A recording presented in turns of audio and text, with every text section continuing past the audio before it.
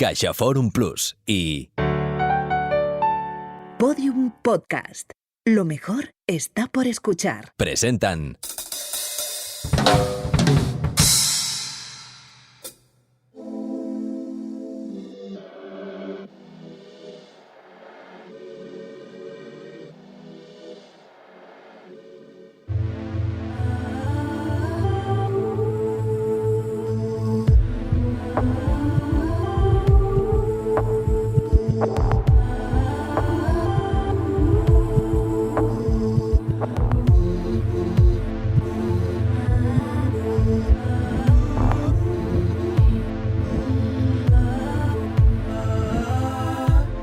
Com un meteorit lluminós, creu el cel desbocada, cap a cap va cremant tota la meva cuirassa, com manidets esmolats, com la més àgil espasa, cap a cap va cremant tota la meva cuirassa, com manidets esmolats, com la més àgil espasa, cap a cap va cremant. El cel sol està. Como un meteorito luminoso, cruzo el cielo desbocada. Capa a capa va quemando mi entera coraza. Como cuchillos afilados, como la espada más ágil, capa a capa va quemando mi entera coraza. En el cielo soy estela de luz, espanto metálico que fulgura cada vez más abajo y no sé cómo pedir ayuda. Esta canción nace de una primera idea. Es una idea que parte de la mitología alrededor de los meteoritos y en concreto de ese meteorito que fue quien provocó la quinta extinción masiva. Ese meteorito que destruyó la vida de los dinosaurios, inició una nueva etapa en la historia de la Tierra, del planeta. Para mí, Clamor es un disco que habla de esas historias que nos acompañan, sobre todo en el momento de acercarse a finales, y todo el disco nace de la intención de inventar historias nuevas o de crear historias diferentes a partir de las antiguas, por una necesidad de escuchar historias que no me bloquearan, que no me deprimieran y sin embargo me dieran ánimos o me dieran fuerza para encarar esos finales, entendiéndolos también como renacimientos. En la canción Meteorit Ferit, es decir, Meteorito Herido, María Arnal y Marcel Vallès dan voz, letra y música a un contraste alucinante, el de la dureza cósmica del meteorito y la vulnerabilidad absoluta de la persona enamorada. El propio meteorito, descendiendo en llamas, se lamenta de su condición de proyectil o de arma del universo. Ella no quiere herir a nadie, pero no hay amor sin herida. Dice querer cambiar la partitura, cantar una alianza, cambiar la ley futura. Porque ese meteorito, la protagonista de la canción, que se confunde con la figura de su autora, es lo que durante tanto tiempo hemos imaginado como el que viene a destruirnos, el eco del meteorito que acabó con los dinosaurios. Pero quiere liberarse de esa narrativa que le hemos adjudicado, no quiere ser nuestro fin, por eso su cola arrastra esa pena tan severa, y las voces se desintegran como su fuego al atravesar las capas de atmósfera. Y de fondo escuchamos una lágrima de San Lorenzo gracias a la magia de Thomas Ashcraft, que graba el sonido de los cuerpos celestes desde su observatorio o laboratorio de New Mexico.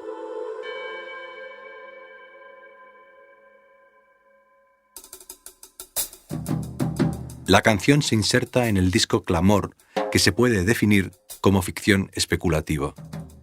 Ciencia ficción que dialoga con el pensamiento de Donna Haraway o de Timothy Morton. Una novela expandida en música que empieza con la canción Milagro y acaba con Alborada, y entre un extremo y otro reescribe géneros clásicos y experimenta con el nervio de lo estrictamente contemporáneo. Así, en La Sibila, los algoritmos conviven con el balido de las cabras y, en El Gran Silencio, la canción elabora otra gran paradoja. En el norte de Arecibo buscamos vida inteligente, voces de otras galaxias a través de un monstruoso radiotelescopio. Y, mientras tanto, nos perdemos el sonido de tantas especies que inexorablemente se extinguen. Nunca llegamos al concierto del mundo. Porque nosotros somos el auténtico meteorito.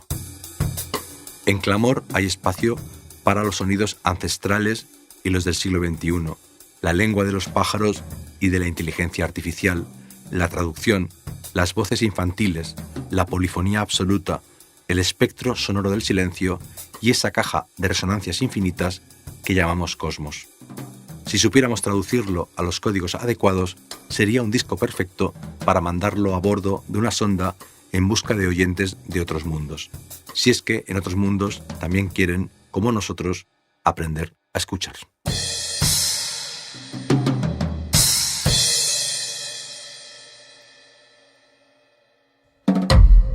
Ecos, de Jorge Carrión. Ensayos sonoros sobre cultura, ciencia y tecnología a partir de las resonancias, las músicas y los latidos del mundo contemporáneo. ¿Aprendemos a escuchar? Capítulo 10. Un podcast para oyentes del espacio exterior. Mientras extiende el cielo el mapa de sus constelaciones, tu voz señala el rumbo de Orión. El 1.000.000 de años que demora la infancia de una estrella, los 200 millones de años luz entre Perseo y este globo rojo, en donde un día sigue a otro día.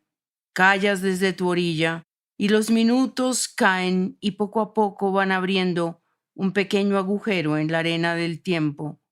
En silencio, solo se oye el tum-tum de mi latido, tan remoto y tan triste como un cuásar. En la misma época en que jugaba con el Mineranova y el Fisinova y organizaba excursiones a una riera cercana para buscar rocas y mármol, y me fabricaba un cazamariposas con un aro de mi tío herrero y un palo de mi tío carpintero y una red que no recuerdo de dónde saqué, en aquellos mismos años pedí para mi cumpleaños o para Navidades un microscopio.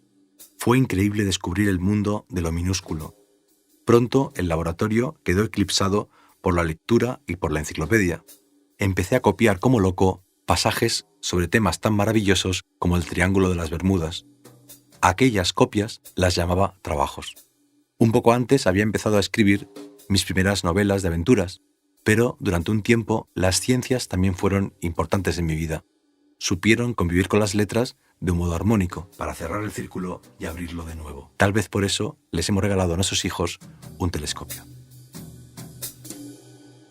Y tal vez también por eso he leído durante los últimos años a Carl Sagan, el astrónomo, escritor, gestor, científico y divulgador Carl Sagan, el maestro Carl Sagan.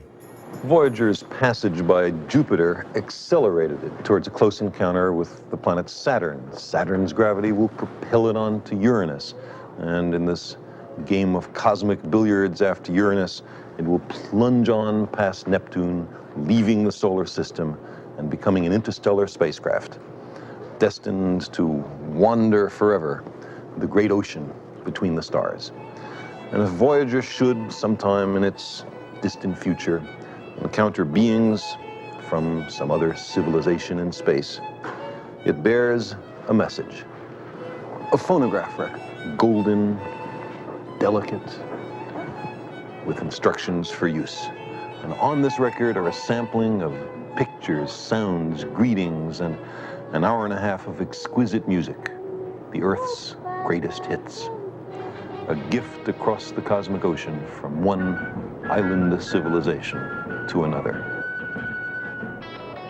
The record bears, in English, an additional little handwritten greeting. It says, "To the makers of music, all worlds, all times." En el capítulo 6 de la serie Cosmos, Sagan menciona la famosa grabación fonográfica que viaja con las sondas Voyager lanzadas al espacio desde 1977.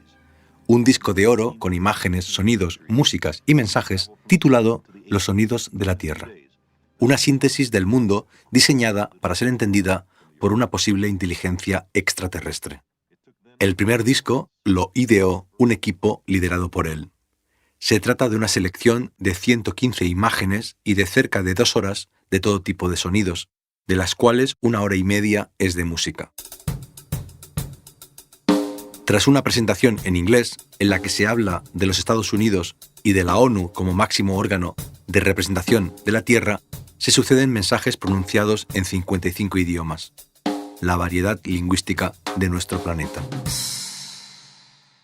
Así suena el mensaje en español. Hola y saludos a todos. Algunos mensajes son interrogativos. Konnichiwa, ¿o genki desu ka? Hola, ¿cómo estáis?, se preguntan en japonés. 안녕하세요. ¿Cómo estáis?, repiten en coreano. Algunos mensajes son irónicos. Selamat malam hadirin sekalian. Selamat berpisah dan sampai bertemu lagi di lain waktu. Buenas noches, señoras y señores. Adiós y hasta la próxima, dice la voz indonesia. Ayubowan. Os deseo una larga vida. Se escucha en cingalés, el idioma indoeuropeo de Sri Lanka. Sayın Türkçe bilen arkadaşlarımız, sabah şeriflerinize hayırlı olsun. Queridos amigos hablantes del turco, que los honores de la mañana se eleven sobre vuestras cabezas, escuchamos en turco. Algunos mensajes parecen dirigidos a los hablantes del idioma en que se pronuncian. Shalom. Así, en hebreo dicen paz, tal vez pensando en el conflicto con Palestina.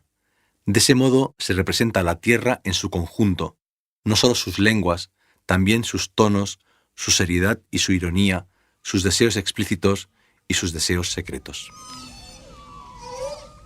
El canto de las ballenas, la risa, el latido del corazón y el ritmo de unos pasos.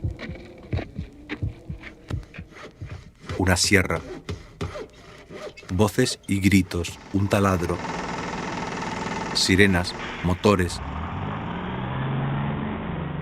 el canto de los pájaros, un caballo al trote y un tren al galope.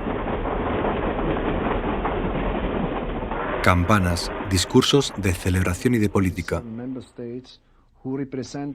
La lluvia y la tormenta.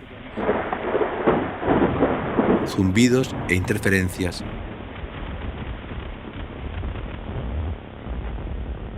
El llanto de un bebé.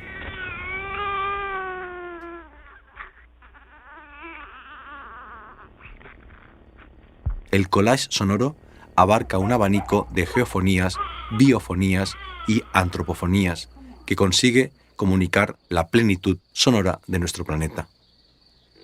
Conceptualmente, la pieza recuerda la canción Revolution 9 de los Beatles, un sampleo pionero que forma parte de su White Album de 1968.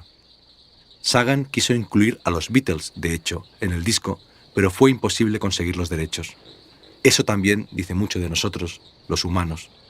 En la hora y media musical se incluyen músicas clásicas, músicas folclóricas, músicas modernas y música rock final. Solo falta el silencio.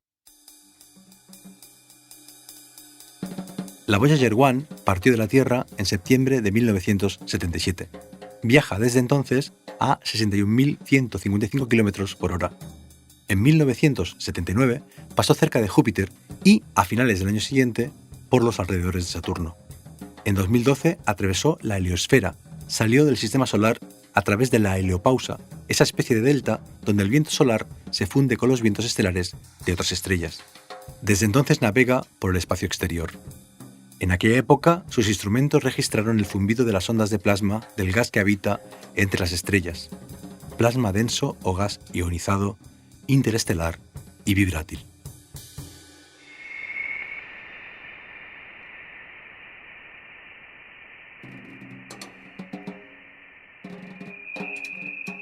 Nueve años más tarde, el objeto fabricado por el ser humano que se encuentra más lejos de nosotros, en estos momentos a cerca de 50.000 millones de kilómetros de la Tierra, ha medido por primera vez de un modo continuado la densidad del medio interestelar.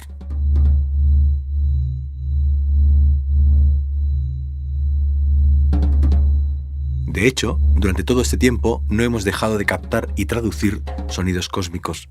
En el disco del Voyager ahora podríamos integrar los de Marte o Urano. Otras sondas, otros rovers o robots y espías espaciales nos han ido permitiendo entender cada vez mejor el sonograma del sistema solar y del universo. Ahora sabemos, por ejemplo, gracias al rover Perseverance, nuestro corresponsal marciano, que el sonido allí se transmite a una velocidad más lenta que en la Tierra. Si en nuestro planeta predomina el sonido, allí lo hace su ausencia, el espacio vacío del silencio. El sonido, además, allí es más débil.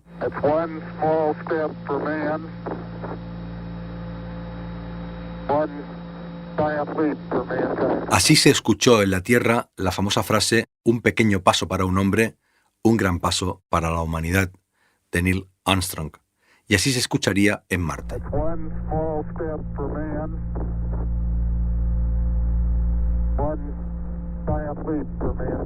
Las frecuencias más altas viajan con mayor rapidez que las más bajas.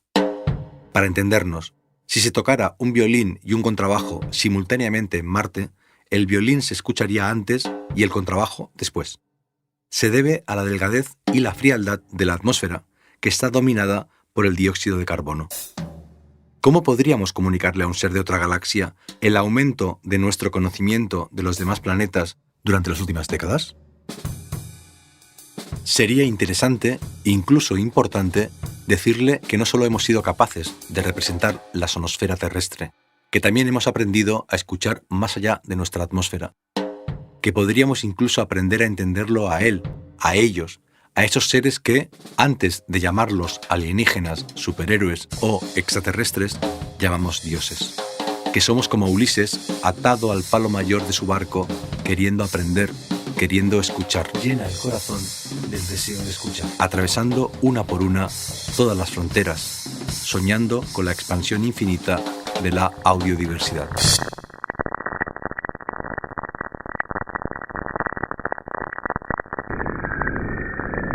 De un modo parecido a como hemos domesticado, humanizado, incluso infantilizado, sin duda traducido a las sirenas, aquellas criaturas mitad mujer, mitad pájaro, hemos también convertido en músicas humanas los sonidos imposibles del espacio.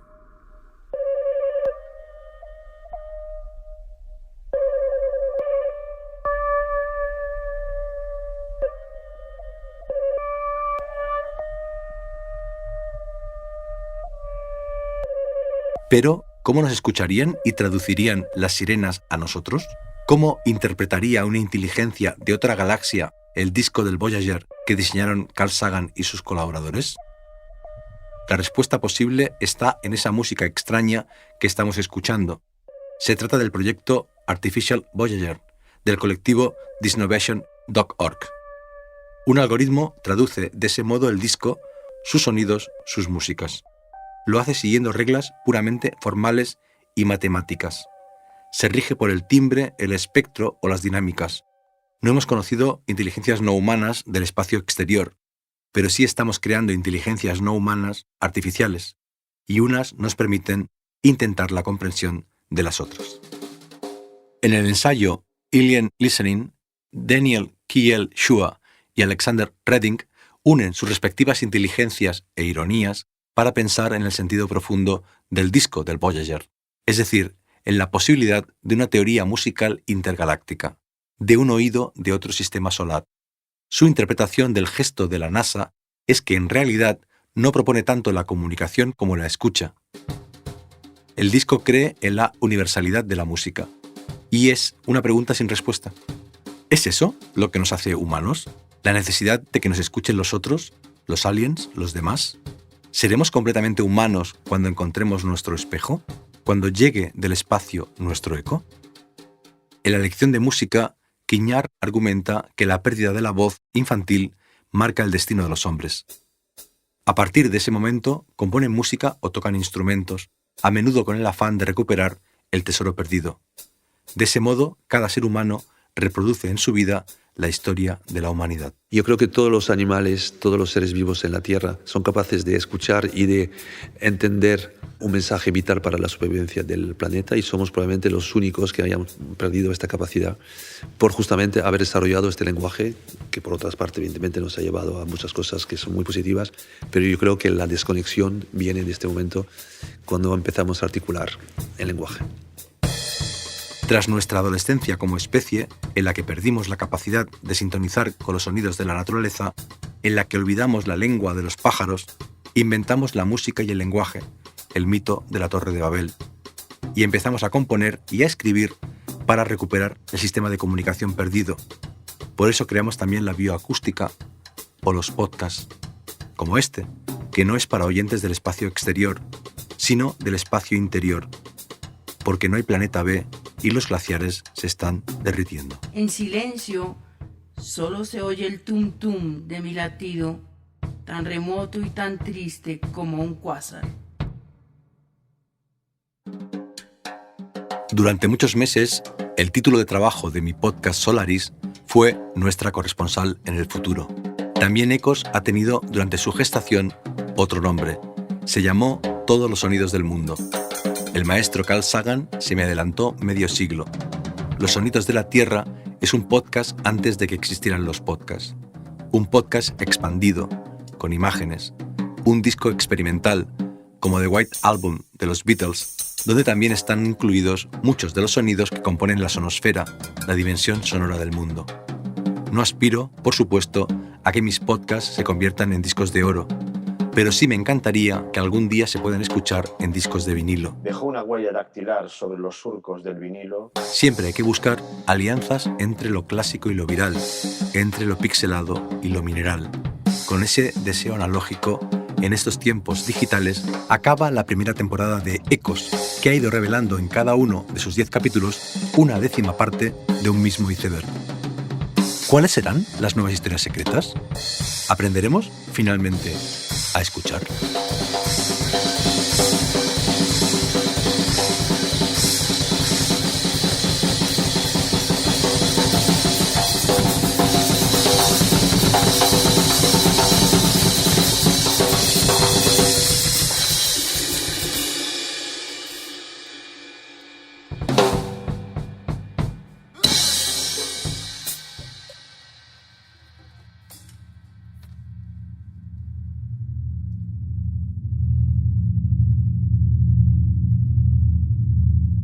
En este 10º capítulo de Ecos, titulado Un podcast para oyentes del espacio exterior, hemos citado, en orden de aparición, la canción Mataurit Farid, interpretada por Maria Arnal y Marcel Bagés, que pertenece a su disco Clamor, editado por el sello Fina Estampa. El poema Lección de Astronomía, de Piedad Bonet, leído por ella misma a través de Zoom desde Bogotá, que forma parte de su Poesía Reunida, publicada por Lumen. El libro Cosmos, de Carl Sagan, traducido por Miguel Muntane y María del Mar Moya y publicado por Planeta. Y la web del proyecto Golden Record del Jet Propulsion Laboratory. Vídeos y audios del cosmos extraídos de YouTube y de la web de la NASA. La web de disnovation.org, de quienes recomendamos el libro que escribieron y diseñaron con Nicolás Nova, Bestiario del Antropoceno, un atlas ilustrado de criaturas híbridas, traducido por Lía Painadó y publicado por Ediciones Menguantes. La entrevista al bioacústico Michel André, que tantas otras veces hemos escuchado en esta primera temporada de Ecos, y Alien Listening, de Daniel K. L. Shua y Alexander Redding, publicado por Zone Books. Esta extensión de lo sónico hacia ámbitos cada vez más amplios responde entonces a una búsqueda. Persigo e intento descubrir nuevas percepciones, percepciones que siempre han estado allí, pero que aún no han sido captadas, que aún no han sido conectadas a otras cosas. Es esta exploración de lo desconocido. Kotwo Eshan. Ecos es un proyecto de ensayos sonoros escritos, compuestos, dirigidos y narrados por Jorge Carrión.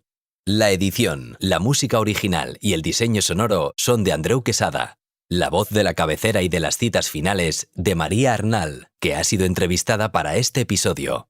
La edición textual es de Ana Rivera. La producción ejecutiva es de María Jesús Espinosa de los Monteros y Lourdes Moreno Cazalla. Una coproducción de Fundación La Caixa y Podium Podcast. Todos los episodios están disponibles en la web y en la app de CaixaForum Plus. Más información sobre el proyecto en la web de Podium Podcast y en las cuentas de Twitter e Instagram, @JorgeCarrión21. Madre mía. Un per cada veritat absoluta, un per cada certesa total, cap que freni la clara caiguda. Vale. Lo que decías, ¿cómo fue el proceso de composición de Meteorito? Lo primero que me plantearía es cómo escucha ese extraterrestre, o sea, qué manera tiene de escuchar, y solo así entendería cómo podría cantarle o cómo podría comunicarme con con este extraterrestre.